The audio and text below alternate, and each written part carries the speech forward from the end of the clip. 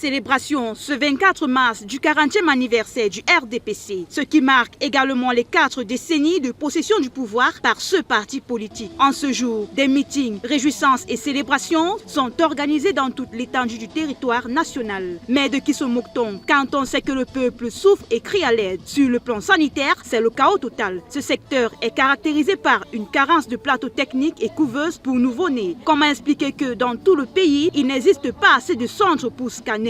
Selon les populations, tout est à refaire dans ce pays car c'est le bazar total. Est-ce que vous pensez que le RDPC est réussi en 40 ans? Je pense que le RDPC laisse un bilan négatif sur tous les plans. Il n'y a même pas que le plan sanitaire, il y a le plan, que ce soit infrastructurel, que ce soit... Bref, dans tous les domaines, le RDPC n'a pas réussi, même le domaine scolaire. Nos jeunes frères, ils ont les diplômes, mais ils n'ont pas de travail, ils n'ont pas d'emploi.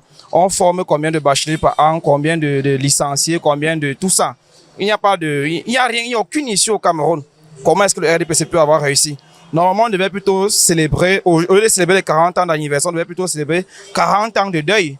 Ouais, c'est comme, nous sommes dans une misère, C'est étonnant que certains se plaisent dans cela. Dans les zones retirées, notamment dans les villages, nous notons un manque criant de centres de santé. Les malades doivent se déplacer à des kilomètres pour se soigner. En outre, d'un côté, les agents de santé qui ne sont pas payés organisent des grèves tout en refusant même de s'occuper des malades. Et de l'autre côté, les patients meurent dans les hôpitaux par manque de moyens financiers car les médecins refusent de les soigner s'ils ne payent pas à l'avance. La situation va de mal en pire. Nos hôpitaux ne sont pas fiables.